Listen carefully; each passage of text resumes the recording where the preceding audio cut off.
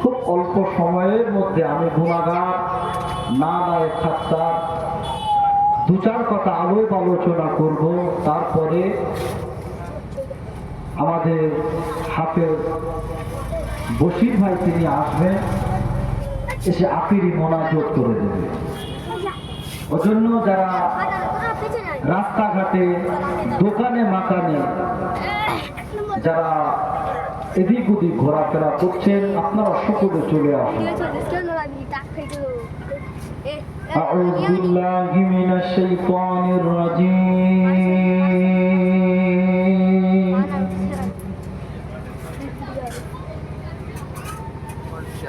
بسم الله الرحمن الرحيم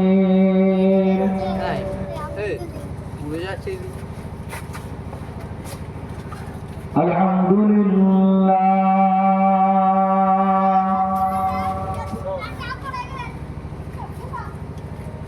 الحمد لله نحمده ونستعينه ونستغفره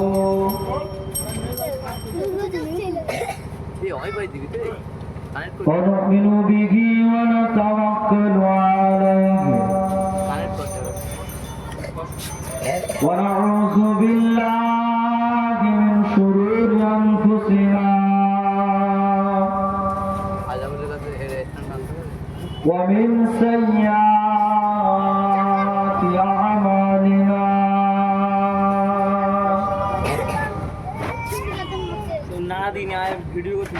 من يهده الله فلا مضل له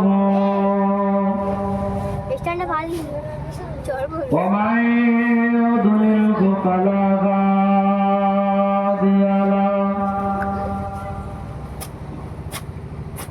ونشهد أن لا إله إلا الله وحده لا شريك له ونشهد أن سيدنا وحبيبنا ومولانا محمدا عبده ورسوله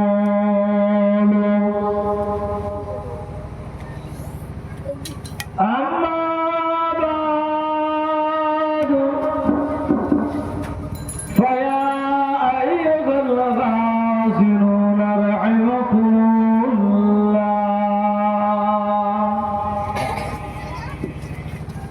قال الله تعالى في كلام المجيد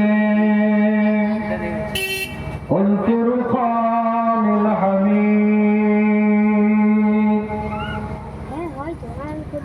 إن الله وملائكته يصلون على النبي يا أيها الذين آمنوا صلوا عليه وسلموا تسليما اللهم صل على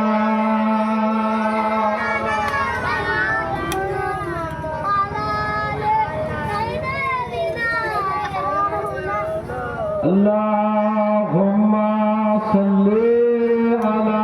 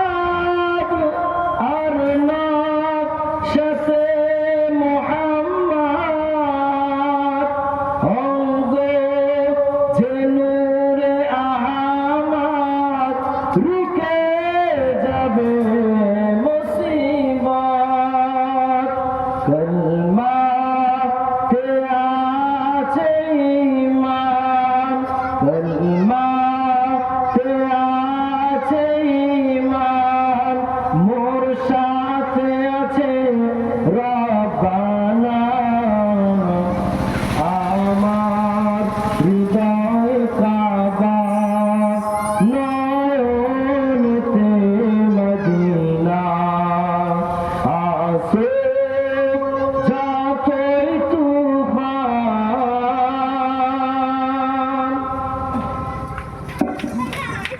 আল্লাহ ছাড়া কাহারে করি না আমি সিজদা।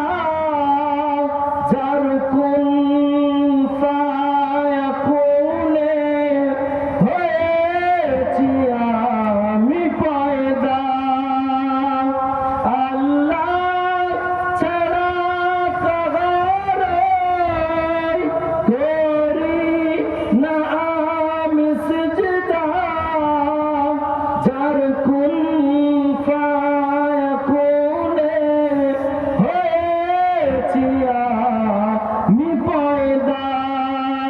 মস্ত গুনাহ শিরকে শরীক করে করোনা। আমার হৃদয় কাবা, নয়নেতে মদিনা।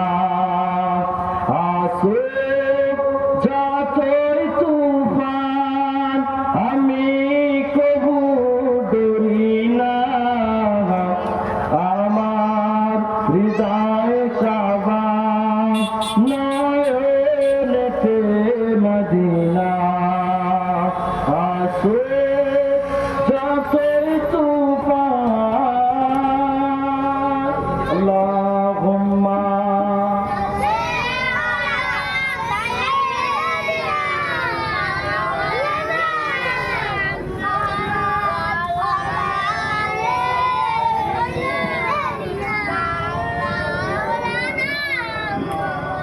जिक्र करो ला इलाहा इल्लल्लाह,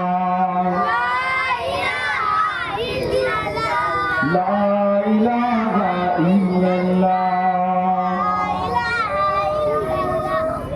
ला इलाहा इल्लल्लाह, मुहम्मदुर রাসূলুল্লাহ। পড়ে গো মোমেনগণ, থাকিতে জীবন ধন। পড়ে গো মোমেনগণ, থাকিতে জীবন ধন। পড়ে পড়ে সর্বক্ষণ, পড়ো লা ইলাহা ইল্লাল্লাহ, লা ইলাহা ইল্লাল্লাহ, লা ইলাহা ইল্লাল্লাহ, মুহাম্মাদুর রাসূলুল্লাহ। আল্লাহুম্মা সাল্লি আলা ওয়ালা আলি সাইয়্যিদিনা। قال الله تعالى في كلام المجيد والفرقان الحميد. قل بفضل الله وبرحمته فبذلك فليفرحوا هو خير مما يجمعون. وقال الله تعالى أيضا في كتابه مخبرا وآمرا وما أرسلناك إلا رحمة للعالمين. وقال النبي صلى الله عليه وسلم من رأى منكم منكرا فليغير بيده فإن لم يستطع فبلسانه وإن لم لم يستطع فبقلبه وذلك أضعف الإيمان قال رسول الله صلى الله عليه وسلم لا يؤمن أحدكم حتى أكون أحب إليه من والده وولده والناس أجمعين प्यारे हाजिरान मजलिस उपस्थित दिलदार ईमानदार नेककार আল্লাহওয়ালা বোনেরা জওয়ান যুবকেরা ছেলেরা বাচ্চারা সমবয়স্ক আমার নওজওয়ান বোনেরা হাফেজে কোরআন আলেম উলামা আসাতেজায়ে কিরাম তালিবুল ইলম আমার মসজিদের ইমাম সাহেব ভাইরা আল্লাহ তাআলার হাজী বান্দা বোনেরা আজকে আমাদের বাচ্চাদের কর্তৃক আয়োজিত এই ঈদে মিলাদুন নবীর যে অনেক কষ্ট করে করেছে যারা সেই কমিটি সাহেবান গণেরা দূর দূরান্ত থেকে বা আজকে এই মাহফিলের সম্মানিত উলামা হযরত গণেরা আল্লাহ পাকের মেহেরবানি যে আল্লাহ পাক দয়াময় দয়া করে রবিউল আউয়াল মাসকে কমপ্লিট করে আল্লাহ তাআলা রবিউল সানি মাসে প্রায় প্রথমের দিকে আল্লাহ আমাদের মতো গুনাহগার নালায়েক খাসসাতদেরকে আল্লাহ আল্লাহ রাসূলের দুটো কথা বলা এবং শোনার মতো তৌফিক এনায়েত করেছেন এর জন্য সকলে বলুন আলহামদুলিল্লাহ। আজকে রবিউল আউয়াল মাস উপলক্ষে অর্থাৎ নবী দিবস, এই নবী দিবস উপলক্ষে আজকে আমরা এখানে বসেছি।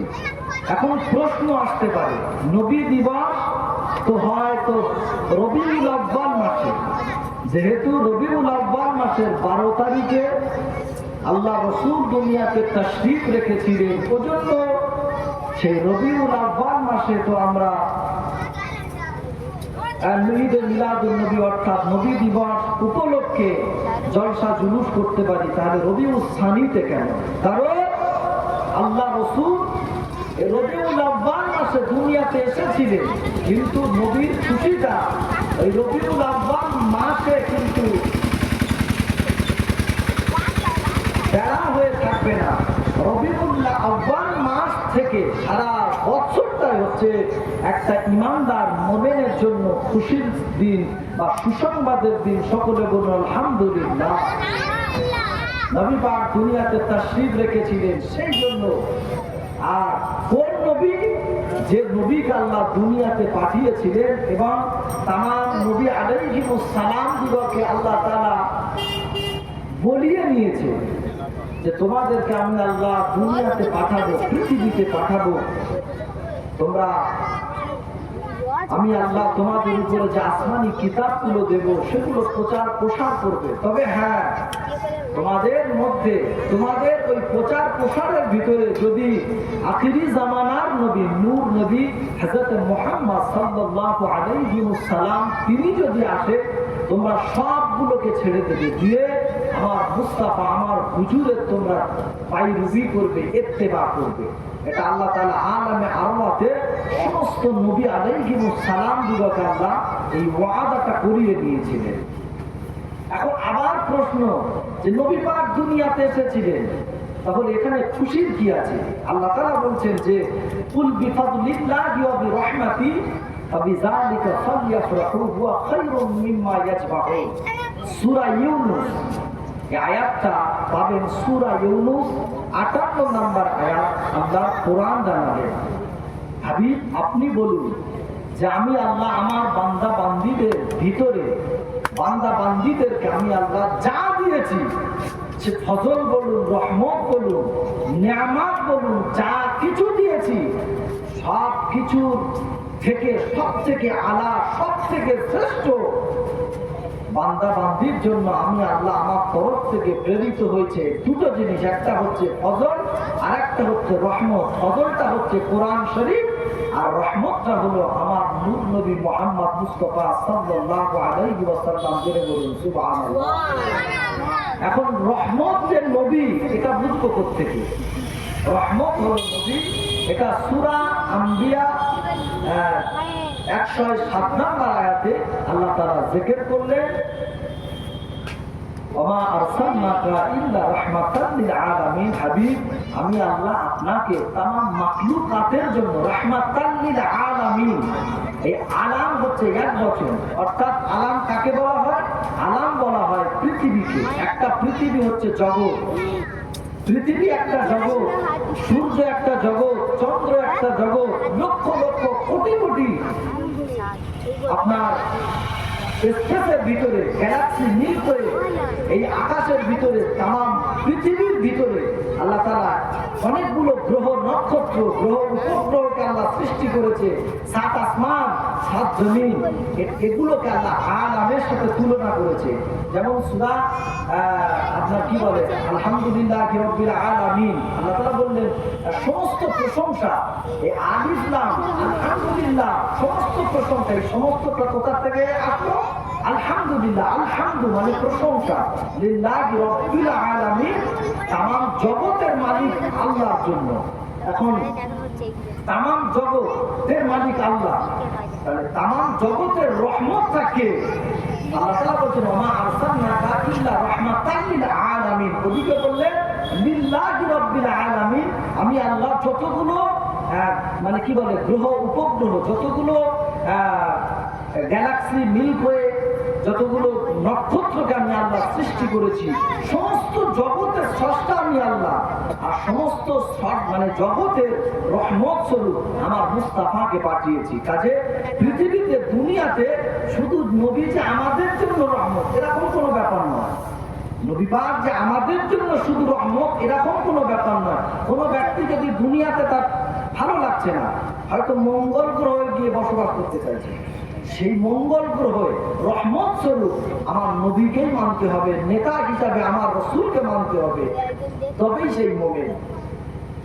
তো আমরা আমার নবীকে রহমাতাল লিল আলামিন পেয়ে খুশি, ঠিক কিনা? তাই তো আমরা আমাদের নবীকে রহমাতাল লিল আলামিন পেয়ে খুশি। আমরা আখিরি জামানার নবীর উম্মত হয়ে এটাও আমরা খুশি। কারণ হযরত নবী ইব্রাহিম আলাইহিস সালাম, তাকে আল্লাহ দুটো সন্তান দিলেন। একটা হচ্ছে হযরত নবী ইসমাঈল আলাইহিস সালাম, আর অপরটা হলো হযরত ইসহাক আলাইহিস সালাম। হযরত নবী ইসহাক আলাইহিস সালামের একটা সন্তান দিলেন, নাম হচ্ছে হযরত ইয়াকুব আলাইহিস সালাম। আর হযরত ইয়াকুব আলাইহিস সালামের অপর নাম ছিল ইসরাইল। কি নাম ছিল? ইসরাইল। আর হযরত এই নবী ইয়াকুব আলাইহিস সালামের 12টা সন্তান দিয়েছিল। কটা সন্তান? 12টা। তার মধ্যে ছিল হযরত নবী ইউসুফ আলাইহিস সালাম। দুটো মায়ের গর্ভে আল্লাহ 12টা সন্তান দিলেন। একটা মায়ের গর্ভ থেকে হযরত নবী ইউসুফ আলাইহিস সালাম এবং বনি আমিনকে আল্লাহ পয়দা করলেন। আর আরেকটা মায়ের গর্ভ থেকে 10টা সন্তান দিলেন, পুত্র সন্তান 10টা দিলেন। এই যে 12টা গোত্র থেকে এই বানি ইসরাইল, সেই হযরত নবী ইয়াকুবের আলাইহিস সালামের নাম থেকে আজকে একটা কান্ট্রির নাম হচ্ছে ইসরাইল, যেটা ইহুদিদের দেশ বলা হয়। সেই হযরত নবী ইয়াকুব আলাইহিস সালামের ঔরসের ভিতরে এটা প্রত্যেকটা এসেছে নবী ইব্রাহিম আলাইহিস সালামের দুটো সন্তান, একটা ইসহাক আর একটা হচ্ছে হযরত নবী ইসমাঈল আলাইহিস সালাম। হযরত ইসহাকের একটা পুত্র ছিল হযরত ইয়াকুব আলাইহিস সালাম, আর ইয়াকুব আলাইহিস সালামের অপর নাম হচ্ছে বানি ইসরাইল। আর ইসরাইলের এই ইসরাইলদের ভিতরে আল্লাহ কটা নবী দিয়েছে? প্রায় কম বেশি কিতাবের মধ্যে পাওয়া যায় 70,000 নবী দিয়েছে। কটা নবী? 70,000 নবী আল্লাহ পয়দা করেছে। আর হযরতে ইসমাঈল আলাইহিস সালামের ঔরসে, সনদে, বংশ পরম্পরায় আল্লাহ মাত্র একটা নবীকে পাঠিয়েছে। কটা নবী পাঠিয়েছে? একটা। কথা বলতে হবে একটু। একটা নবী পাঠিয়েছে। তবে এবার প্রশ্ন হচ্ছে যে তাহলে সম্মানের দিক দিয়ে এদিকে 70,000 নবী আর এদিকে মাত্র একটা নবী, সম্মানের দিকে কে সবথেকে শ্রেষ্ঠ? ইসমাঈল আলাইহিস সালাম শ্রেষ্ঠ নাকি হযরত ইসহাক আলাইহিস সালাম? যেহেতু ইসহাক আলাইহিস সালামের বংশ পরম্পরায় আল্লাহ একটা না ৭০,০০০ নবী দিয়েছে, আর ইসমাঈল আলাইহিস সালামের ঔরসে আল্লাহ একটা নবী দিয়েছে। এখন সম্মানের দিক দিয়ে দেখলে কার সবথেকে মানে শ্রেষ্ঠ, নিশ্চয়ই হযরত ইসহাক আলাইহিস সালাম, ঠিক না? কিন্তু কিতাবের মধ্যে পাওয়া যায়, কিতাবের মধ্যে পাওয়া যায় হযরত নবী ইসহাক আলাইহিস সালামের ঔরসে আল্লাহ পাক ৭০,০০০ নবী দিলেন, ৭০,০০০ রাসূল দিলেন বটে, কিন্তু হযরত নবী ইসমাঈল আলাইহিস সালামের ঔরসে আল্লাহ পাক একটা নবী দিলেন বটে, আল্লাহ পাক একটা রাসূল দিলেন বটে। ওই ইসহাক আলাইহিস সালামের ঔরসের ভিতরে যতগুলো নবী, যতগুলো রাসূল আল্লাহ পাঠিয়েছিলেন, সমস্ত নবী আলাইহিস সালামগণেরা, সমস্ত আম্বিয়া আলাইহিস সালামগণেরা এক সময়ে আল্লাহ পাকের দরবারে রুনাদারি করলেন, আল্লাহ পাকের দরবারে ফরিয়াদ করলেন। কি ফরিয়াদ করেছিলেন, কি ফরিয়াদ করেছিলেন, কি দোয়া করেছিলেন? আল্লাহ পাকের নবী আলাইহিস সালামগণেরা কি দোয়া করেছিলেন? একটাই দোয়া করেছিলেন, ও রব্বি আল্লাহ পাক বনি ইসরাঈলের ভিতরে ৭০,০০০ নবীকে পাঠালেন, ৭০,০০০ আম্বিয়াকে পাঠালেন, ৭০,০০০ রাসূলকে পাঠালেন। ও রব্বি আল্লাহ পাক ৭০,০০০-এর ভিতরে আমিও একজন নবী, আমিও একজন রাসূল, আপনি আমাকে বার্তা বাহক হিসাবে পাঠিয়েছেন, আপনি আমাকে রিসালাত হিসাবে, রাসূল হিসাবে পাঠিয়েছেন, নবুওয়াত দিয়ে পাঠিয়েছেন। ও রব্বি আল্লাহ পাক এই নবুওয়াতে কিন্তু আমি খুশি নয়, এই নবুওয়াতে খুশি নয়, কাতে খুশি, কিসে খুশি ঘটে? ও রব্বি আল্লাহ পাক যদি ওই হযরত নবী ইসমাঈল আলাইহিস সালামের ঔরসে যে নবীকে আপনি পাঠিয়েছেন, যে রাসূলকে পাঠিয়েছেন, ওই নবীর উম্মাত যদি করে পাঠাতেন, ওই নবীর উম্মাত যদি করে পাঠাতেন, এই নবীর থেকে সম্মান করা বড় আলা হয়ে যেত। তাহলে কে ছিল? আল্লাহ নবী না করে, রাসূল না করে যদি ইসমাঈল আলাইহিস সালামের ঔরসে বংশ পরম্পরায় যে একটা রাসূল পাঠিয়েছেন, ওই রাসূলের যদি উম্মাত করে যদি পাঠাতে, আমাদের তকদীরটা বড় আলাদা হয়ে যেত। জোরে বলুন সুবহানাল্লাহ। কে তিনি? তিনি অন্য কেউ নয়, তিনি হলেন মরুর দুলাল, তিনি হলেন হযরত আমিনার নারী ছেড়া, তিনি হলেন হযরত আব্দুল্লাহ রক্তে জিগার, আমার আপনার নবী, বিশ্ব নবী জনাবে মুহাম্মদুর রাসূলুল্লাহ। সকলে বলুন সাল্লাল্লাহু আলাইহি ওয়াসাল্লাম। সেই নবীর উম্মত করে আল্লাহ আমাদেরকে পাঠিয়েছেন, আমরা সেই নবীর উম্মত হয়ে খুশি, ঠিক কিনা? অনেক মানুষ নবীর উম্মত হয়ে খুশি নেই। এখন প্রশ্ন হচ্ছে, আমরা নবীর উম্মত আছি তো? আমরা কি নবীর উম্মত তো? আমরা নবীর উম্মত আছি তো? চলো দেখে আসি, কোরআন হাদিস ভিত্তিক আলোচনা হবে আজকে ইনশাআল্লাহ। কারণ আল্লাহ তাআলা জানিয়েছে, ফাইন তানাযাআতুম ফি শাইইন ফারুদ্দুহু ইলাল্লাহি ওয়া রাসূল। যখন তোমাদের ভিতরে ইখতিলাফ হবে শরীয়তের কোন মাসলা মাসাইল নিয়ে, যখন তোমাদের ভিতরে ইখতিলাফ হবে, তোমরা নিজেদের ভিতরে ঝগড়া করো না, নিজেদের ভিতরে মারামারি করো না, তোমরা আল্লাহ রাসূলের দিকে চলে আসবে, অর্থাৎ কোরআন হাদিস ইজমা কিয়াসের দিকে চলে আসবে। ওই মাসলাটাকে নিয়ে কোরআন হাদিসের সূত্রে ফেলে দেবে। যদি মিলে যায় তোমরা মাথা পেতে মেনে নেবে, যদি না মিলে যায় তোমাদের মানতে হবে। নবী পাক কিয়ামতের ময়দানে আমাদের জন্য সুপারিশ করবে, তাই তো? আমাদের জন্য না, নবী কিয়ামতের ময়দানে তার গুনাহগার উম্মতির জন্য শাফাআত করবে। এখন প্রশ্ন হলো, আমরা কি নবীর উম্মত আছি না নেই? কারণ কিয়ামতের ময়দানে যে নবীর উম্মতির জন্য শাফাআত করবে, কোন কিয়ামতের ময়দান? কিয়ামতের ময়দানটা এমন ভয়াবহ হবে, যেদিন আল্লাহ পাবে না হবে ইয়া আল্লাহু ইয়া কাফার, মাথার আধা উঁচু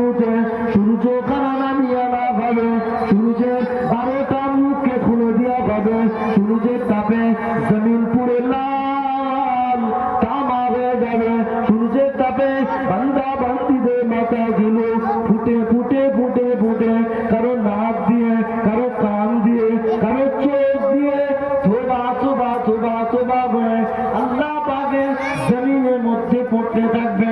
যেদিন কেউ আল্লাহ সম্মুখে দাঁড়িয়ে দাঁড়িয়ে কথা বলতে পারবে না।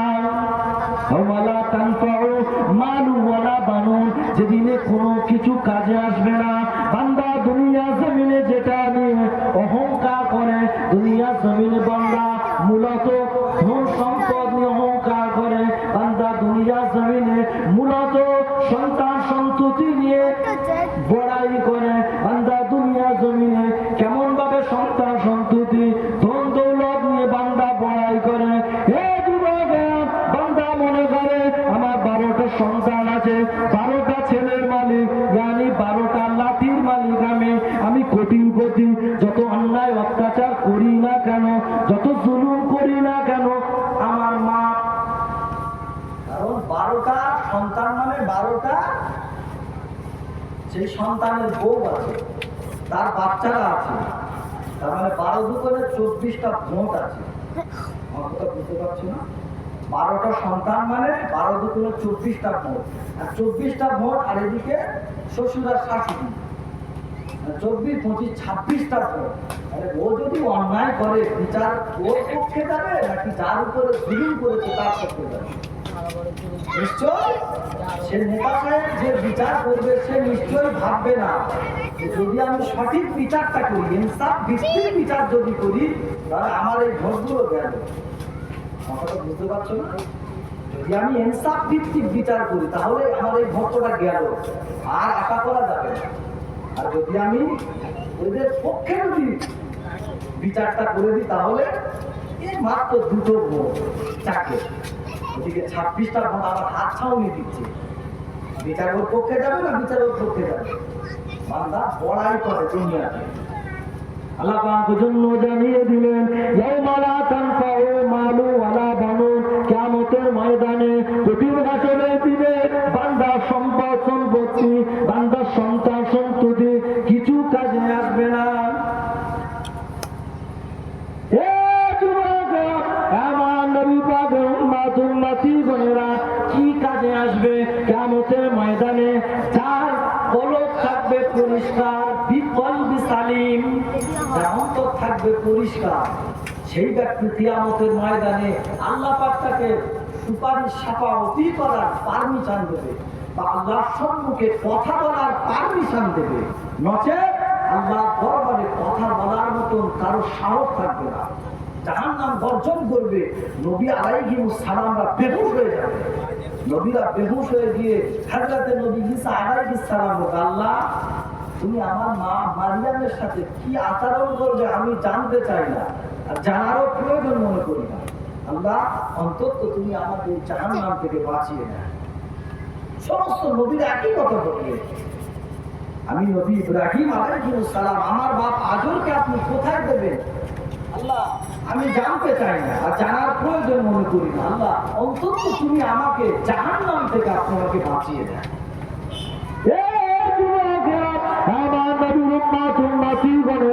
ময়দানে মাশারে কান্নারে লুটে যাবে, ময়দানে মাশারে কান্নারে লুটে যাবে। কোথায় যাব, কোথায় যাব? সমস্ত মানুষেরা, সমস্ত মানুষেরা, হাসরবাসীরা হযরত নবী আদম আলাইহিস সালামের কাছে যাবে। হে যুবকেরা, হযরত আদম আলাইহিস সালাম তিনিও তাড়িয়ে দেবে, সমস্ত নবীরা তাড়িয়ে দেবে। চলে যাও, চলে যাও, আজকে দিলে আল্লাহ পাকের দরবারে তোমাদের জন্য শাফাআতটা করতে পারবো না। চলে যাও, চলে যাও।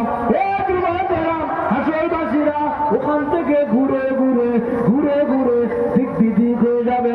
কোথায় যাব, কোথায় যাব, কোথায় যাব, কোথায় যাব, কিছু খুঁজে না পেয়ে হাসরের জমিনে এক জায়গায় ক্ষান্ত হয়ে দাঁড়িয়ে যাবে, ঝুম মেরে দাঁড়িয়ে যাবে। সব নবীরা আলোচনা শুরু করবে, এর থেকে তো বাঁচতে হবে, এর থেকে বাঁচার রাস্তাটা কি, এর থেকে বাঁচার রাস্তাটা কি, কোথায় যাবে আজকে? সমস্ত নবীরা হাত সামনে দিয়ে দেখাতে থাকবে, আজকে তো কেউ আল্লাহর সম্মুখে কথা বলতে পারবে না, সব নাফসি নাফসি করবে। হঠাৎ করে একদিক থেকে আওয়াজ আসবে, ইয়া হাবলি উম্মতি, ইয়া হাবলি উম্মতি, জোরে বলুন সুবহানাল্লাহ। সমস্ত হাসরবাসীরা ঘুরে ঘুরে তাকাবে, সমস্ত নবী আলাইহিস সালামরা ঘুরে ঘুরে তাকাবে। এত কঠিন পরিস্থিতিতে তাকে নিজের কথা না ভেবে উম্মাতির কথা ভাবছে, কে সে তিনি? সব নজর থাকবে তার দিকে, নজর ফেলে দেখবে তিনি অন্য কেউ নয়, তিনি হচ্ছেন আমাদের নবী, জোরে বলুন সুবহানাল্লাহ। সেই নবী আমার আপনার জন্য সুপারিশ সাফায়াতই করবে। এখন প্রশ্ন, আমরা নবীর উম্মত আছি তো? আছি কারণ আল্লাহ পাক জানিয়ে দিলেন, কোরআন শরীফের মধ্যে আল্লাহ পাক জানিয়ে দিলেন, وقال الرسول يا ربي إن قوم اتخذ هذا القرآن مهجورا। কোরআনটাকে নবী পাক হাতে নিয়ে কিয়ামতের ময়দানে কিছু উম্মাতির বিরুদ্ধে আবার নালিশ দেবে। আল্লাহ, আমি রাসূলুল্লাহ অবর্তমানে, আমি যখন দুনিয়া থেকে পর্দা নিয়ে চলে এসেছিলাম, আমি নবী আমার অবর্তমানে কিছু মানুষ এই কোরআনটাকে, আপনার এই বিধানটাকে অনর্থক বিষয়বস্তু হিসাবে পরিগণিত করেছিল, অন্য বই পুস্তকের মতো গুরুত্ব দিত না। এর মধ্যে যে হালাল হারাম, বৈধ অবৈধ, না পাক না পাক, অন্যায় ন্যায় জুলুম, এইগুলো মানুষ জানত অথচ মানত না, অনর্থক বিষয়বস্তু হিসাবে পরিগণিত করেছে। আল্লাহ, আপনার দরবার এলাহিতে মামলা দিলাম, আল্লাহ ওদের বিচার আপনি করবেন। তার বিরুদ্ধে নবী মামলা দেবে উম্মাতের বিরুদ্ধে। এখন বলেন, নবী পাক যদি কোন উম্মাতের বিরুদ্ধে মামলা দেয়, নালিশ জানায় আল্লাহর দরবারে, নবী পাকের ওই মামলা থেকে অব্যাহতি নিয়ে জান্নাতে কে যাবে? আপনারা যেতে পারবেন? কথা না বললে কি হবে? কথা বলতে হবে। এটা একটা ক্লাসের মতো, আমি আপনাদেরকে প্রশ্ন করে উত্তর দেবে, তবে না তো আমি একাই করে যাবো, আপনারা চুপ করে থাকবেন, এটা হবে না। মাস্টার পরীক্ষার রেজাল্ট আউট হয়েছে, ছেলে ঘরে এসে কাঁদছে, বাপ জিজ্ঞাসা করে, কাঁদছি কেন? ফেল করেছি? কাঁদছিস কি জন্য? চুপ করে আছে, আরো জোরে জোরে কাঁদে, কে হয়েছে? ফেল করেছি। এর না হয় কি, সব থেকে বেশি হবে কি? ফেল করেছে, পাস করতে পারেনি, ওই জন্য খাচ্ছে। তো সাধারণ একটা আইডিয়া। লাস্টে কেঁদে কেঁদে বলছে, আব্বা ফেল করলে তো অনেক অব্যাপাতি ছিল, ফেল যদি করতাম অনেক বাঁচোয়া ছিল, ছিলাম আমি 5-এ, নামিয়ে দিয়েছে 3। বুঝতে পারছেন না? মানে এখন ফের 5-এ যেতে গেলে আরো 3 বছর লাগবে, ওই জন্য কাজ। আপনাদের যা অবস্থা দেখতে পাচ্ছি, 5 থেকে 3 না, গোড়ায় থেকে বুঝতে পেরেছি। কথা বলতে হবে, আমি কথা বলবো, আপনারা একটু অ্যান্সার দেবেন। কিয়ামতের ময়দানে নবী পাক যদি কারোর বিরুদ্ধে মামলা দেয়, নবীর মামলার আসামি যদি কেউ হয়ে যায়, নবীর মামলা থেকে অব্যাহতি নিয়ে বেঁচে জান্নাতে যাবে, কারোর ক্ষমতা আছে? কারোর ক্ষমতা নেই। তাহলে নবীর উম্মাতকে প্রশ্ন, নবীর উম্মাতকে, আমরা তো নবীর উম্মাত আছি নাকি? ঠিক আছে, কোরআন হাদিস একটু আলোচনা বিশ্লেষণ করলে বোঝা যাবে আমরা নবীর উম্মাত আছি কিনা। তারা জানিয়ে দিলেন যে রাসূলের তার কাছ থেকে প্রায় ১,৫০০ বছর আগে হযরত আবু কুরাইবা রাদিয়াল্লাহু তাআলা আনহু হুজুর থেকে বর্ণিত ইবনে মাজাহ শরীফের হাদিস, নাফসি কিতাব থেকে বলছি, ইবনে মাজাহ শরীফের হাদিস, ওয়ান আবি হুরায়রা রাদিয়াল্লাহু তাআলা আনহু قال النبي صلى الله عليه وسلم من لم يرحم صغيرا ولم يوقر كبيرا فليس منا। আল্লাহ রাসূল বলছে, যে ছোটকে স্নেহ করে না আর বড়কে সম্মান করে না, আল্লাহ নবী বলছে সে আমার উম্মত না। হয়তো আমি ছোটদেরকে স্নেহ করলাম না, বড়দেরকে সম্মান করলাম না, নবী পাক বলছে ফালাইসা মিন্না, এই দুটো গুণ যার মধ্যে থাকবে না, উপরে বর্ণিত এই দুটো গুণ যার মধ্যে থাকবে না, সে আকাশ দিয়ে উড়ে যেতে পারে, সে বড় নেতা হতে পারে, যখন বড় মন্ত্রী হতে পারে, আল্লাহ রাসূল বলছে সে আমার উম্মত না। কথাটা ছোট্ট কথা, কথাটা ছোট্ট, একদম ছোট্ট কথা।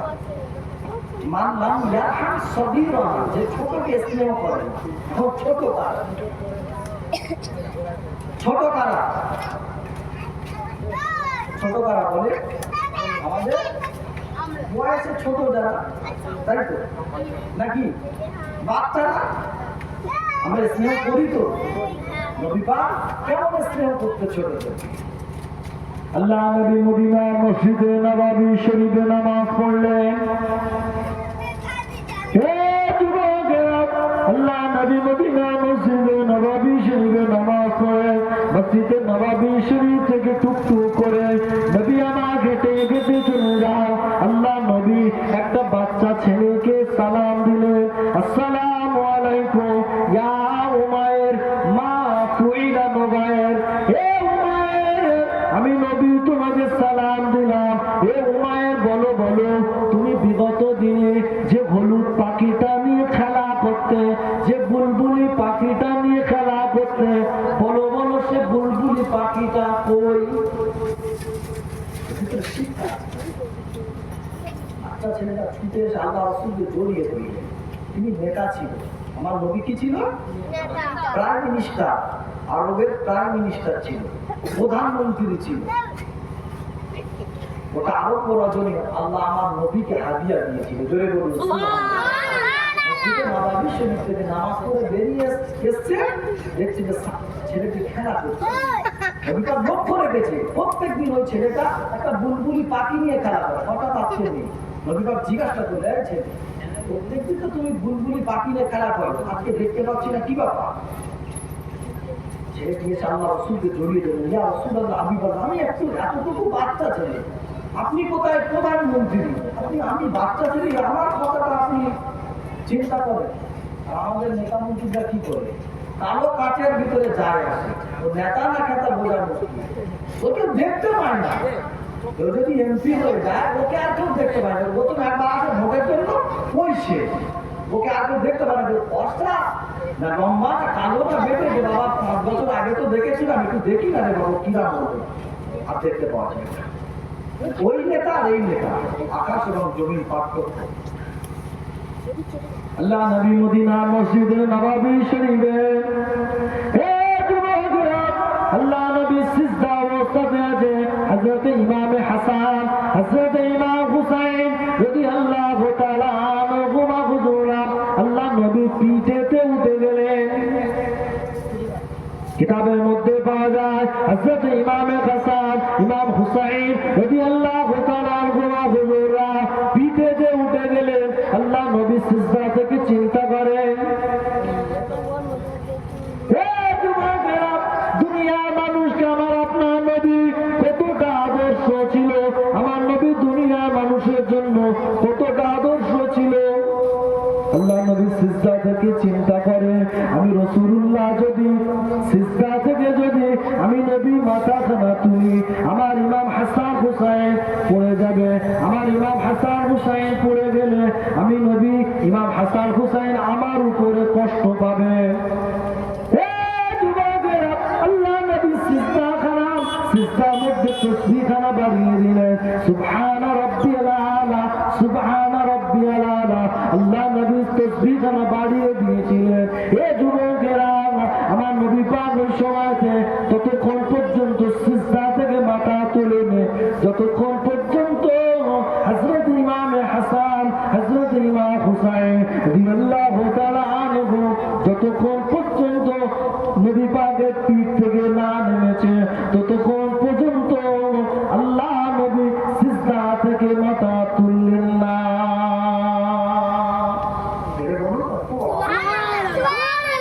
নবী সিজদা থেকে মাথা তুললেন কখন? যখন ইমাম হাসান হুসাইন নেমে পড়লেন। কারণ আল্লাহ রাসূল যদি সিজদা থেকে মাথা তুলতে পড়ে যেত, আর পড়ে গেলে ইমাম হাসান ওজন্য কি করলেন?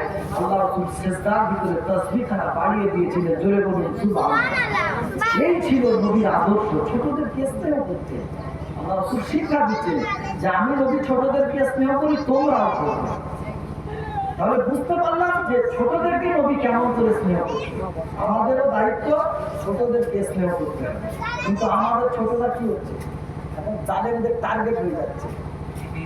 বুঝতে পারছেন না? যদি এই ছোটরা যদি আগামীতে এরা খালেদ বিন ওয়ালিদের মতো যদি ভূমিকা পালন করে, এরা ওমর ইবনে খাত্তাবের মতো যদি ভূমিকা পালন করে, তাহলে আমাদের এই যে অবৈধ গদি রয়েছে এগুলো ফিনিশ করে দেবে।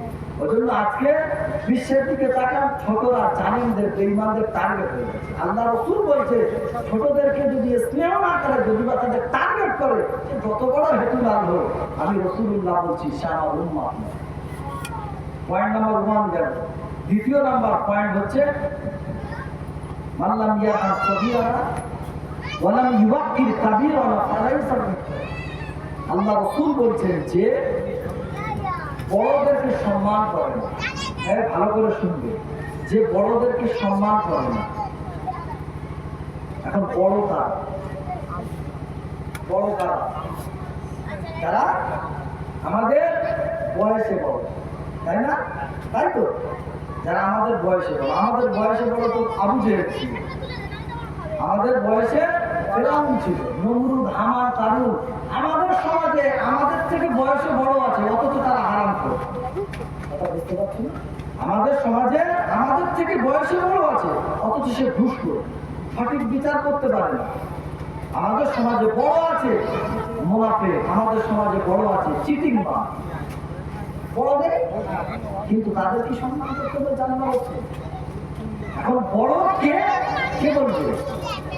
যেহেতু আমরা কোরআন হাদিস মেনে চলি, যেহেতু কোরআন হাদিস বলবে যে বড় কে, আল্লাহ রাসূল আল্লাহ পাক কোরআন শরীফের মধ্যে বলছে যে বড় হচ্ছে ইন্না আকরামাকুম ইনদাল্লাহি আতকাকুম ইন্নাল্লাহা আলিমুন খাবীর।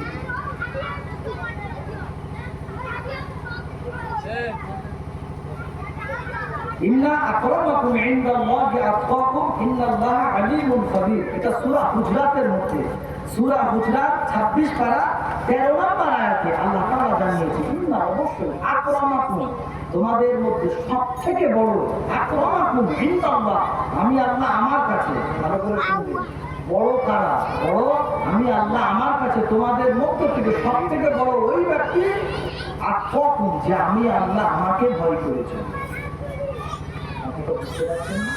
তাহলে বুঝলাম কি, আল্লাহ পাককে যে সব থেকে বেশি ভয় করে চলে ওই ব্যক্তি বড়। ঠিক তো? যেহেতু আল্লাহ কোরআন বলছে।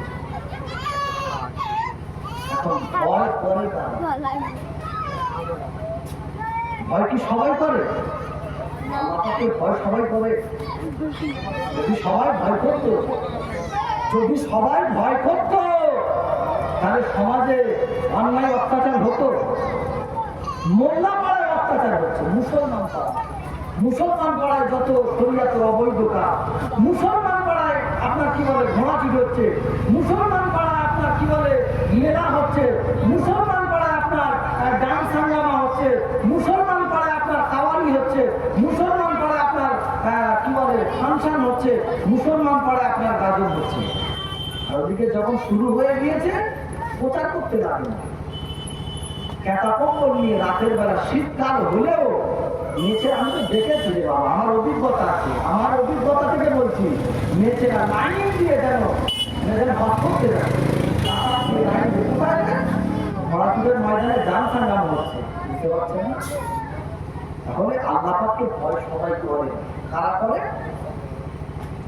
আল্লাহ পাক সেটা কোরআন শরীফের মধ্যে আল্লাহ পাক জানিয়ে দিলেন যে ইন্নামা ইয়াখশাল্লাহা মিন ইবাদিহিল উলামা ইন্নাল্লাহা আজিজুল গফুর। আল্লাহ পাক জানিয়ে দিলেন, হে আমার বান্দা বান্দীগণেরা, তোমাদের মধ্য থেকে সবাই কিন্তু আমি আল্লাহ পাক আমাকে ভয় করে না, আমাকে খওফ করে না, আমার দেখে সকলে ভয় করে না, আমার আযাব গজব দেখে ভয় করে না, আমার জাহান্নাম দেখে ভয় করে না, আমার জান্নাতের আশা করে না। তোমাদের মধ্যে থেকে সব থেকে বেশি আমি আল্লাহ পাক আমাকে ভয় করে কারা জানো? আমাকে ভয় করে কারা জানো? তোমার থেকে দেখবে যারা উলামা হাজরাত আছে, যারা আলেম আছে, ওই আলেমরা আমি আল্লাহ পাক আমাকে ভয় করে চলে।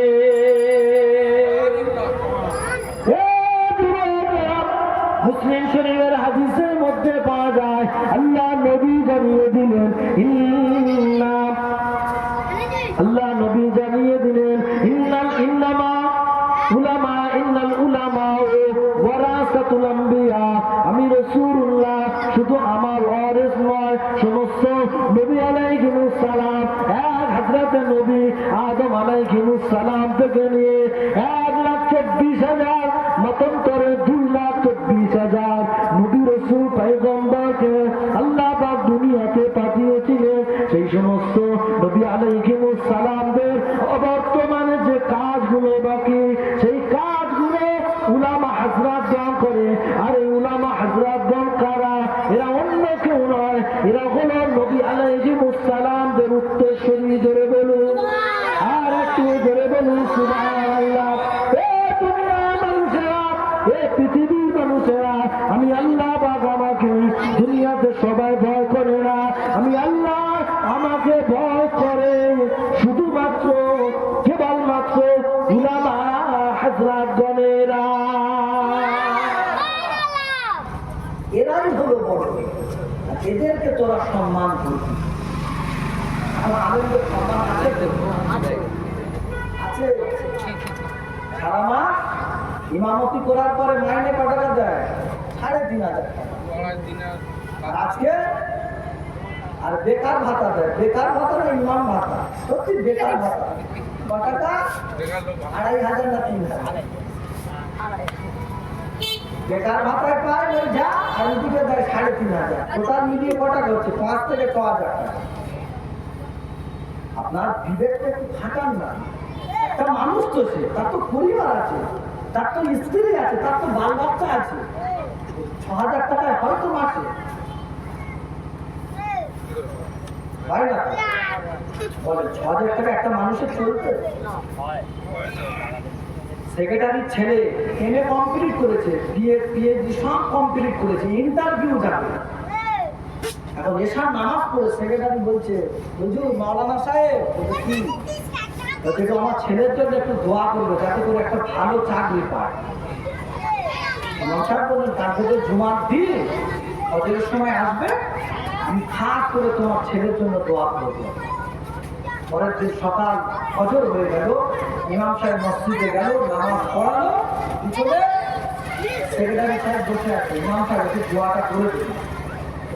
ইমাম সাহেব হাত তুলে, আল্লাহ আপনি দয়াময় দয়া করে সেক্রেটারির ছেলেকে ওই রকম বেতনের চাকরি আল্লাহ মিলিয়ে দেবেন যে বেতন আমার আছে। আমার যে বেতন মাইনে পাই আমি, ওই বেতন অনুযায়ী আল্লাহ ওই রকম একটা চাকরি মিলিয়ে দেয়। সেক্রেটারি খুশি হবে তো? এই দোয়া শেষ করতে দেরি, ওর কথা বলতে দেরি না। এই দোয়া বন্ধ করো, বন্ধ করো দোয়া। কিভাবে দোয়া করতে দিচ্ছি? এই 6,000 টাকায় আমার ছেলে সংসার চলবে? ইমাম সাহেব ঘুরিয়ে ধরেছে, 6,000 টাকায় যদি তোমার সংসার যদি না চলে, তোমার ছেলে। আমি তো বছরকে বছর ইমামতি করে করে আসছি, 6-7,000 টাকা দিয়ে সারা মাস, আমার কি তো চলে? তার ভিতর আমি গাড়ি বাড়ি সব করছি, তোমার ছেলে চলবে? ইনসাফ থাকা, নামাজ হবে না। আজকে আমরা কি করছি? লক্ষ লক্ষ টাকা দিয়ে জলসা জুলুস দিচ্ছি, জলসা দিচ্ছি, লক্ষ লক্ষ টাকা দিয়ে যাচ্ছে। একটা মাহফিল দিলে কমপক্ষে 1 লক্ষ টাকা বাজে। কত টাকা? 3টে বক্তা রাখলে সারা রাত যদি রাখে তো 4টে বক্তা। 4টে বক্তার কত টাকা? 70-80 হাজার টাকা। ভালো ভালো যদি বা কি বলে ভাইরাল প্রাপ্ত বক্তা যদি হয় কত টাকা? 1 লাখ করতে যাবে, কারো 30, কারো 25। একটু ভালো করে বিবেক দিয়ে খাটান। ওই টাকাটাকে নিয়ে একটা ইমাম, ছোট্ট ইমাম রাখেন না মসজিদে, ছোট্ট ইমাম রাখেন, সেই ইমামকে 10,000 থেকে 12,000 টাকা মাইনে দেন। সেই ইমাম কোনোদিন টাকা দেন, যে চেষ্টা করবে সমাজটা কি করে জাহান্নাম থেকে মুক্ত করা যায়, সে চেষ্টা করবে কি করে মানুষকে জাহান্নামের রাস্তা থেকে বন্ধ করে থেকে জান্নাতি রাস্তা করা যায়, সে চেষ্টা করবে এই মুহাল্লার মানুষকে কিভাবে 5 ওয়াক্ত নামাজ পড়ানো যায়। না তো দিচ্ছি 6000, কি করবে? মাঠে ঘাটে যাবে, পায়ে কাদা, কোন রকমের কাদা পাদা ধুয়ে আল্লাহ নামাজের নিয়ত করেছে, চিন্তা করছে আল্লাহ পানি তো দিয়ে এসেছি, তবে পানি যাচ্ছে অন্যজনের জমি তো কাল পেটিয়ে চলে যাচ্ছে না তো, অনেক সমস্যা, অনেক চিন্তা ভাবনা মাথায় থাকবে, নামাজ হবে না। ইমামদেরকে যোগ্য সম্মান দেয়, এই ইমামদেরকে, এই আলেমদেরকে আল্লাহ রাসূল সম্মান করতে বলেছে, কোরআন সম্মান করতে বলেছে। আল্লাহ রাসূল বলছে এই বড়দেরকে যদি সম্মান না করে, ছোটদেরকে স্নেহ যদি না করে, আমি রাসূলুল্লাহ বলছি ফালাইসা মিন্না, উপরে বর্ণিত দুটো শর্ত যদি কারোর ভিতরে না থাকে সে আমার উম্মত নয়।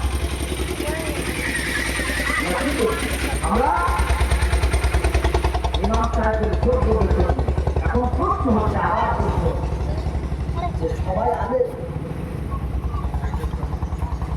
সবাই কি আলেম?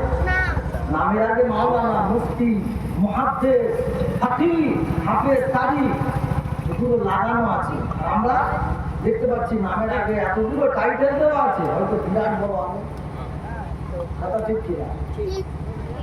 আলেমদের পরিচয় দিচ্ছে আল্লাহ পাক জানিয়ে দিলেন, হে যুবকেরা, সূরা বাকারা 140 নম্বর আয়াতে আল্লাহ পাক জানিয়ে দিলেন, ওমান আযলামু মিম্মান কাতামা শাহাদাতান ইনদাহু মিনাল্লাহ ওয়া মাল্লাহু বিগাফিলিন আম্মা তা'মালুন। সবাই আলেম। আল্লাহ পাক বলছে তোদের নজরে আলেম হতে পারে, ওরা বড় বড় মুফতি, বড় বড় ফাকিহ, বড় বড় কিছু হতে পারে। আল্লাহ বলছে আলেমদের পরিচয় দিচ্ছে যে ওমান আযলাম, ওমান এবং মান মানে যে আযলাম ইসমে তাফসীরের সিগা, তার মানে সব থেকে বড় জালেমের পরিচয় দিচ্ছে। কি আল্লাহ পরিচয় দিচ্ছে? আল্লাহ তাআলা বলছেন যে ওর থেকে বড় জালেম আমার দৃষ্টিতে নেই। কে সে? আল্লাহ পাক বলছে যার কাছে কোরআনের ইলম আছে, হাদিসের ইলম আছে, হক না হক, বৈধ অবৈধ, হারাম হালাল এর ইলম আছে, কোরআন হাদিস থেকে ইলম অর্জন করেছে, জ্ঞান অনুযায়ী আমল করে, দুনিয়ার স্বার্থে হক কথাটা বলে না, দুনিয়ার স্বার্থে গোপন করে। আল্লাহ বলছে তোদের সামনে বড় আলেম হতে পারে, কোরআন হাদিস থেকে বড় দাস নিয়ে বড় আলেম হয়েছে, কিন্তু হক জানার পরেও গোপন করার জন্য আল্লাহ পাক বলছে তোদের নজরে বড় আলেম হতে পারে, কিন্তু আমি আল্লাহ আমার দৃষ্টিতে সব থেকে বড় আলেম তারা। এখনো উত্তর আসছে না, আলেম তারা।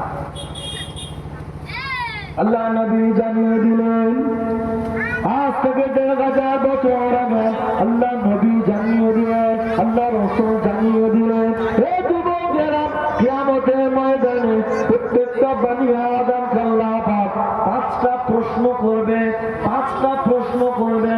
লা তাজুলু কদিমান ইবনে আদমা ইয়াউমাল কিয়ামাতি হাত্তা তুসআলু আন খামসিন, যতক্ষণ পর্যন্ত বানি আদমকে আল্লাহ পাক এই 5টা প্রশ্ন না করবে, কোন আদম সন্তান আল্লাহ পাকের দরবার থেকে পাখানা নড়াতে পারবে না।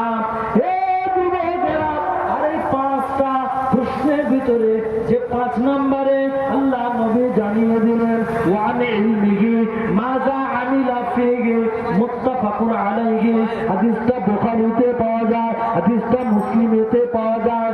হে যুবকেরা, আল্লাহ নবী জানিয়ে দিলেন, আল্লাহ রাসূল জানিয়ে দিলেন, যারা জ্ঞানের উপরে আমল করে, যারা জ্ঞানের উপরে আমল করে, যা জানতো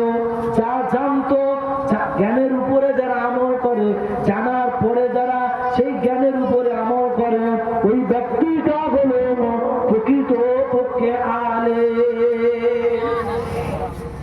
আল্লাহ প্রশ্ন করবে ওয়ান ইলমিহি, তার ইলম সম্পর্কে, মাযা আমিলা ফিহি, ওয়ান ইলমিহি মাযা আমিলা ফিহি, যে তুমি যতটুকু জানতে তার উপরে কি মানতে, কতটুকু মানতে, তার মানে জ্ঞান অনুযায়ী আমল করতে কতটুকু।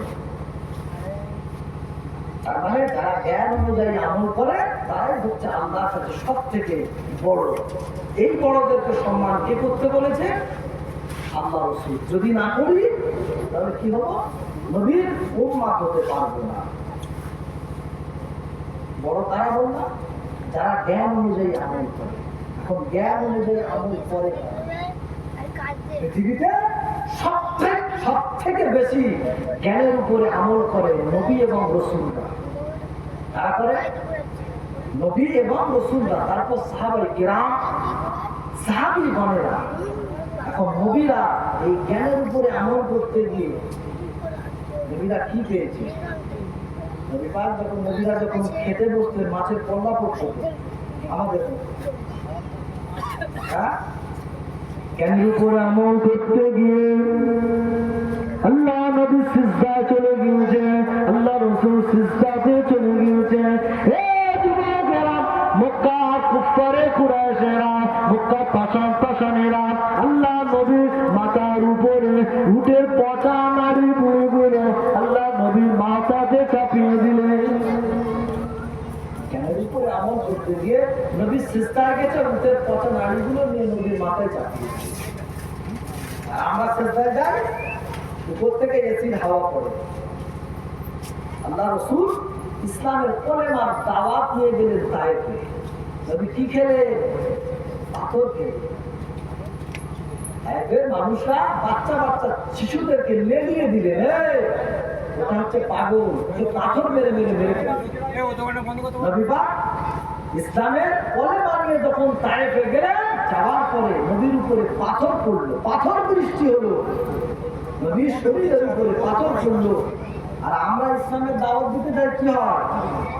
কথা বলে না, ওদিকে তাকাবেন না। আমরা ইসলামের দাওয়াত দিতে যাই, আমাদের কি হয়? নবী পাথর খেয়েছে, আমরা কি খাই? বিরিয়ানি। এই পোল্ট্রি মুরগি হবে না, দেশি দেশি। বুঝতে পারছেন? এই দেশি হয়েছে। এই ভাত খাবো না, রুটি করবি, বলে দিচ্ছি। নবী পাক তায়েফের জমিনে গিয়েছে, ইসলামের কলেমা নিয়ে নবী পাথর খেয়েছে। আর আমরা পড়লে সাথে সাথে এখন বসলাম খেতে, বড় বড় মাছের কল্লা পড়। এখান থেকে বুঝতে হবে রসুল যে ইসলামের দাওয়াত দিয়েছে, রসুলের দাওয়াত আর আমাদের দাওয়াত এক নয়। আমরা কি করছি? মুহাম্মদ ইবনে আব্দুল্লাহ অনুসরণ করছি, আমরা রাসূলুল্লাহর অনুসরণ করছি। কারণ মুহাম্মদ ইবনে আব্দুল্লাহ অনুসরণ করলে নবীকে 1 থেকে 40 বছর পর্যন্ত নবী তখন ছিলেন মুহাম্মদ ইবনে আব্দুল্লাহ। আর যখন মুহাম্মদ ইবনে আব্দুল্লাহ থেকে যখন রাসূলুল্লাহ হয়ে গেলেন, তখন একবার নয়, দুবার নয়, প্রায় 82 বার আমার নবীকে জানে মেরে ফেলার চেষ্টা ছিল। যখন মুহাম্মদ ইবনে আব্দুল্লাহ ছিল, আব্দুল্লাহ ছেলে মুহাম্মদ, এই পর্যন্ত কি তার চরিত্র ভালো। এই মুহাম্মদ ইবনে আব্দুল্লাহ, ওই আব্দুল্লাহ ছেলে একটা আছে, এত বিশ্বস্ত, তার কাছে আমানত রেখে দিলে ঠিক থাকে, সে কোনোদিন মিথ্যা কথা বলে না, তার কাছে সমস্ত জিনিস মানুষেরা রেখে দিয়ে আসতো। নবীর উপরে খুশি হয়ে গিয়ে তারা নবীকে নাম দিল, কি নাম দিল? আল আমিন, আর সাদেক তারা নাম দিল। তখন কি ছিল? রাসূলুল্লাহ ছিল না, মুহাম্মদ ইবনে আব্দুল্লাহ ছিল। যখন রাসূলুল্লাহ হয়ে গেল, ইয়া আইয়ুহার রাসূল বাল্লিগ মা উনজিলা ইলাইকা মির রাব্বিক, হাবিব এবার আপনি জ্ঞানের উপরে আমল শুরু করে দেন। আপনি আপনার উপরে যতটুকু আমি আল্লাহ নাযিল করেছি, অর্থাৎ কোরআন শরীফ, এইটা মানুষের কাছে এবার পৌঁছে দেওয়া শুরু করে।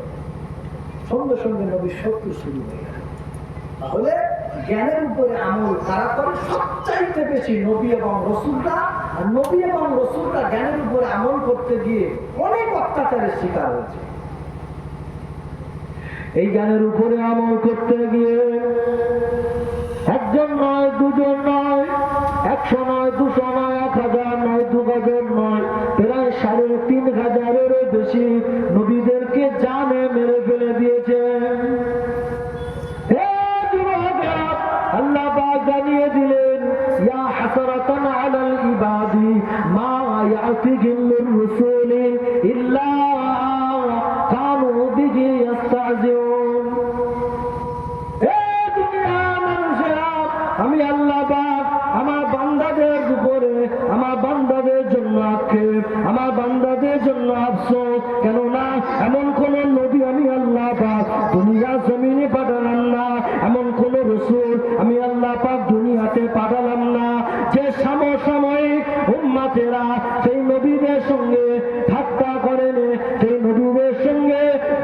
করে নে, সেই নবীদের সঙ্গে অত্যাচার করে নে, সেই নবীদের উপরে জুলুম করে নে।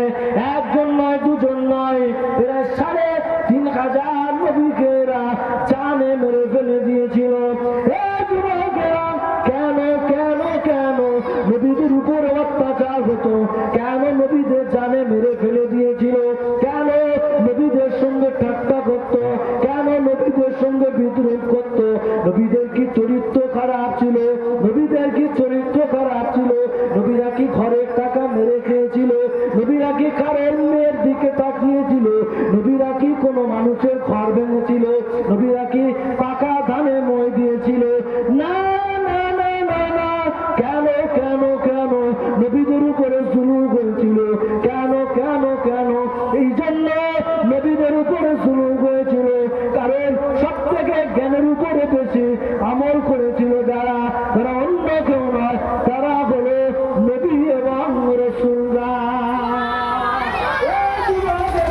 আর এই জ্ঞানের উপরে আমল করতে গিয়ে প্রায় 3,500 নবীর উপরে অত্যাচার হয়েছে। প্রায় 3,500 নবীকে জানে মেরে ফেলে দিয়েছিল। এমনকি হযরতে নাম পর্যন্ত তাদের পেল্টে দিয়েছিল, নাম পর্যন্ত পরিবর্তন করে দিয়েছিল। এমনকি হযরতে নবী ইব্রাহিম আলাইহিস সালাম তার নামকে পাল্টে ইহুদিরা করেছিল জোশে। হযরতে দাউদ আলাইহিস সালাম এই জ্ঞানের উপরে আমল করতে গিয়ে তার নাম পর্যন্ত পরিবর্তন করে দিয়ে তার নাম করেছিল ডেভিড। হযরতে নবী ঈসা আলাইহিস সালাম জ্ঞানের উপরে আমল করতে গিয়ে, ঈসা আলাইহিস সালাম জ্ঞানের উপরে আমল করতে গিয়ে খ্রিস্টানেরা তার নামকে পরিবর্তন করে দিয়ে করেছিল যিশু। আমার আপনার নবী নূর নবী, দয়া নবী, রাহমাতাল লিল আলামিন, তিনিও জ্ঞানের উপরে আমল করতে গিয়ে কুফারে কুরাইশেরা, মক্কা জালেমেরা, মক্কা নিষ্ঠুরে জনেরা আমার নবীকেও তারা মাজনুন পাগল আখ্যা দিয়েছিল। এই মাজনুন পাগল আখ্যা দিয়ে তায়েফের জমিনে আমার নবীর উপরে স্টিম মোবালাখানা চালিয়েছিল। জ্ঞানের উপরে আমল করতে গিয়ে যারা জ্ঞানের উপরে আমল করেছে তাদের উপরে অত্যাচার হয়েছে। আর পৃথিবীতে সবচাইতে বেশি জ্ঞানের উপরে আমল করেছে নবী এবং রসুলরা। আর নবী রসুলরা জ্ঞানের উপরে আমল করতে গিয়ে একটা নয়, দুটো নয়, প্রায় 3,500 নবীকে জানে মেরে ফেলে দিয়েছে। নবীদের নাম পর্যন্ত পরিবর্তন করে দিয়েছে। এখন তো নবী নাই, উলামারা রয়েছে, কথা ঠিক কিনা? আলেমরা রয়েছে। নবীদের পরে সাহাবারা, সাহাবাদের পরে তাবিঈন, তাবিঈন, সালফে সালেহিন, মুহাদ্দিসে কেরাম, মুফাসসিরিন কেরাম, ফুকাহা, তারাও জ্ঞানের উপরে আমল করতে গিয়ে তাদের উপরে অত্যাচার হয়েছে। এই জ্ঞানের উপরে আমল করেছিলেন চার ইমামের এক ইমাম হযরত ইমাম নু'মান ইবনে সাবিত, হযরত নু'মান ইবনে সাবিত রাহমাতুল্লাহ আলাইহি, হযরত আবু হানিফা রাহমাতুল্লাহ আলাইহি জ্ঞানের উপরে আমল করতে গিয়ে, জ্ঞানের উপরে আমল করতে গিয়ে তৎকালীন সময় নেতা ছিল, সেও মুসলিম নেতা ছিল, সে মুসলিম নেতা ছিল, তার নাম হলো মানসুর বাদশা। মানসুর নেতা ছিল। আমার আবু হানিফাকে 8 বছর কারারুদ্ধ করে দিলেন। 8 বছর কারার ভিতরে কারাগারে বন্দী করে দিয়ে হযরত নু'মান ইবনে সাবিতকে বিষ পান করিয়ে হত্যা করেছিল। কেন করেছিল? চরিত্র খারাপ ছিল, লোকের মেয়ের দিকে তাকাতো, হোটেলে রাত কাটাতো। কেন? কিন্তু বিখ্যাত আলেম, বিখ্যাত ইমাম, 4টে ইমামের মধ্যে সবথেকে শ্রেষ্ঠ ইমাম হযরতে আবু হানিফা রাহমাতুল্লাহ। কেন তার উপরে অত্যাচার? এজন্য অত্যাচার হয়েছিল, তিনি জ্ঞানের উপরে আমল করেছেন। জ্ঞানের উপরে আমল করতে গিয়ে কি হলো? 8 বছর কারারুদ্ধ করে দিল, বিষ পান করিয়ে মেরে দিল। হযরত ইমাম মালিক রাহমাতুল্লাহ আলাইহি তিনি জ্ঞানের উপরে আমল করতে গিয়ে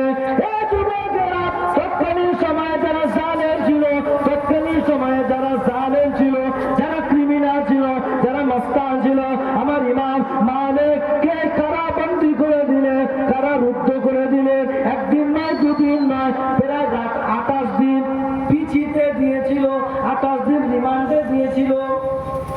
সবই 28 দিন। হযরতে ইমাম মালিক রাহমাতুল্লাহ জ্ঞানের উপরে আমল করেছে। তাদের নাম পর্যন্ত পরিবর্তন, তাদের উপর অত্যাচার শুরু হয়েছিল। আর আমরা কি ভাবি? আমরা ভাবি এই ওরা দোষ না করলে ওদের এমনি 8 বছর জেলে গেছে, দোষ না করলে এমনিও মার খায়, দোষ না করলে এমনিও জেলে যায়, দোষ না করলে এমনি ওদেরকে হত্যা করে। আরে বোকা, আল্লাহ পাক বলছে ওয়ালিয়া'লামাল্লাহু আল্লাযীনা আমানু ওয়া ইয়াত্তাখিযা মিনকুম শুহাদা, যে মুমিনদের ভিতর থেকে, এই শোনেন, মুমিনদের ভিতর থেকে আমি আল্লাহ আমার যাকে পছন্দ হয়ে যায় তাকে আমি আল্লাহ শহীদ মরণ দিয়ে ধন্য করি।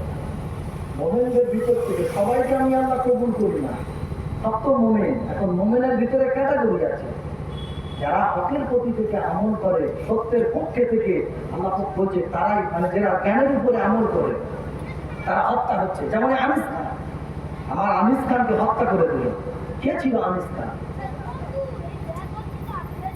6-7 দিন না 10 দিন পরে যখন লাশ তুলেছে তাজা টাটকা আছে।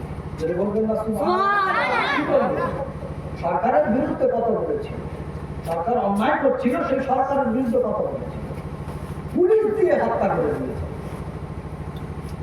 আমরা কিভাবে ওরা দোষ করলো কেমনি করেছি? ওরা দোষ করলে এমনিও তো হত্যা করেছে। আল্লাহ পাক বলছে ওয়ালিয়া'লামাল্লাহু আল্লাযীনা আমানু ওয়া ইয়াত্তাখিযা মিনকুম শুহাদা, আমি আল্লাহ মুমিনদের ভিতর থেকে যাকে সবথেকে বেশি পছন্দ করে ফেলি, আমি আল্লাহ তাকে শহীদ মরণ দিয়ে ধন্য করি। জোরে বলুন সুবহানাল্লাহ। আর শহীদ যারা হয় তাদেরকে তোমরা মৃত বলে না। ওয়ালা তাহসাবান্নাল্লাযীনা কুতিলু ফি সাবিলিল্লাহি আমওয়াতান বাল আহয়াউন ইনদা রাব্বিহিম ইউরযাকুন। তোমরা তো মরে গেলে তোমরা কবরে চলে যাবে, মরণ অবস্থায় মরে গেলে কবরে যাওয়ার পরে জান্নাতি বিছানা বিছিয়ে দেওয়া হবে, জান্নাতি পোশাক পরিয়ে দেওয়া হবে, জান্নাতের দরজা কবরে খুলে দেওয়া হবে, জান্নাতি হাওয়া বইবে, আপনারা ঘুমিয়ে যাবেন। কিন্তু যারা শহীদ হয় আল্লাহ পাক জানাচ্ছেন তারা কিন্তু মরে না। আমি আল্লাহ ইনদা রাব্বিহিম ইউরযাকুন, আমি আল্লাহ আমার কুদরতি হাতে তাদেরকে রিজিক খাইয়ে থাকি। জোরে বলুন সুবহানাল্লাহ। আর আল্লাহ পাক, আল্লাহ রাসূলের, আল্লাহ পাকের দৃষ্টিতে বড় কারা বললাম? তাহলে যারা জ্ঞানের উপরে আমল করে। বর্তমান তো নবী তো নাই, এখন বর্তমান উলামা হাজরাতরা রয়েছে, তাদেরকে আমরা সম্মান করি। সব থেকে পদদলিত, লাঞ্ছিত, অপমানিত যদি তারা কেউ হয়, তারা হচ্ছে আলেম। এই রহমত মাওলানা, রহমত মাওলানা যাচ্ছে যাচ্ছে তো যাচ্ছে, তুমি জানো না সম্মান কত আল্লাহ পাক দিয়েছে। আলেমদের সম্মান আল্লাহ দিয়েছে, সম্মান করতে রাসূল করছে। মান লাম ইয়ারহাম সগীরানা ওয়া লাম ইউওয়াক্কির কাবীরানা ফালাইসা মিন্না। আল্লাহ রাসূল বলছে ছোটদেরকে যে স্নেহ করে না, বড়কে সম্মান করে না, বড়কে যে জ্ঞানের উপরে আমল করে, বর্তমান আমল করে, নবীরা তো নেই, বর্তমান আমল করছে উলামা হাজরাতরা। আল্লাহ রাসূলের দৃষ্টিতে এরাই হচ্ছে সব থেকে বড়, এদেরকে সম্মান করবে। যদি সম্মান না করো, আল্লাহ রাসূল বলছে তোমরা আমার উম্মত নয়। আর কিয়ামতের ময়দানে যদি নবীর উম্মত যদি না হতে পেরেছি, আমরা পুরো একবার সবাই জান্নাতে চলে যাব, তাই না? আল্লাহ পাক বলছে কিয়ামতের ময়দানে জান্নাতের দরওয়াজায় লেখা থাকে লা ইয়াদখুলুল জান্নাতা হাত্তা ইয়াদখুলু হাবিবি ওয়া উম্মতু। জান্নাতে ঢোকার মতন পারমিশন কাউকে দেওয়া হবে না যতক্ষণ পর্যন্ত আমার হাবিব তার উম্মত সাথে নিয়ে জান্নাতে যাবে, ততক্ষণ পর্যন্ত কেউ জান্নাতে প্রবেশ করবে না। তো অনেক কথা আলোচনা হলো, আমি বোঝাতে পেরেছি কি জানি না। আমি দুটো জিনিস এখানে স্পষ্ট করতে চেয়েছি। একটা হচ্ছে যদি আমরা নবীর উম্মত না হতে পেরেছি, কিয়ামতে নবী শাফাআত করছে না। আর যদি শাফাআত যদি না পাই, আমরা জান্নাতে যেতে পারছি না। কারণ নবীর শাফাআতটাই হলো উম্মতের জন্য নাজাতের একটা ওসিলা। জোরে বলুন সুবহানাল্লাহ। শাফাআত পেতে গেলে কি করতে হবে? নবীর উম্মত হতে হবে। আর নবীর উম্মত হতে গেলে কি করতে হবে? এই দুটো কাজ করতে হবে, ছোটদেরকে স্নেহ আর বড়দেরকে সম্মান। আর বড়কে আমি বলেছি, ছোটকে আমি বলেছি। এই ছোটদেরকে স্নেহ আর বড়কে সম্মান। সবাই বড় নয়, আপনার থেকে বয়সে বড়, কিন্তু সে আরাম করো, পাক্কা চিটিংবাজ। ওকে আপনি আপনি সম্মান করবেন না, ও সম্মান পাওয়ার যোগ্য না। সম্মান পাওয়ার যোগ্য বড়কে আমি বুঝিয়ে বলেছি। এই বড়দেরকে আপনাদেরকে সম্মান করতে হবে। যদি না সম্মান করতে পেরেছে, আল্লাহ রাসূল বলছে উপরে বর্ণিত এই ফাটা ফালাইসা মিন্না, এই ফাটা হচ্ছে 13টা অর্থে ব্যবহার করা হয়। এখানে যে অর্থটা ব্যবহার করা হয়েছে যে উপরে বর্ণিত দুটো শর্ত যার মধ্যে পাওয়া যাবে না, সে আকাশ দিয়ে উড়ে যেতে পারে, সে বড় মুহাদ্দিস হতে পারে, মুফাসসির হতে পারে, যত বড় নেতা হতে পারে, মন্ত্রী হতে পারে, সে আমার উম্মাহ না। আল্লাহ এই পর্যন্ত বলা এবং শোনার থেকে আল্লাহ আমাদেরকে বেশি বেশি করে আমল করার তৌফিক এনায়েত করুক। আমার ভাই বশির আহমেদ সাহেব তিনি চলে এসছে, তিনি আপনাদের সম্মুখে আরো আলোচনা করবেন। বলা করা শোনার মধ্যে আল্লাহ পাক যদি আমাদের মনে ভুলভ্রান্তি হয়ে যায়, আপনারা আমাকে মাফ করে দেবেন। আর আমাদেরকে শোনা এবং বলার থেকে বেশি বেশি আমল করার তৌফিক এনায়েত করুক। সকলে বলুন আল্লাহুম্মা আমিন। দরুদ শরীফ পড়েন। আল্লাহুম্মা সাল্লি আলা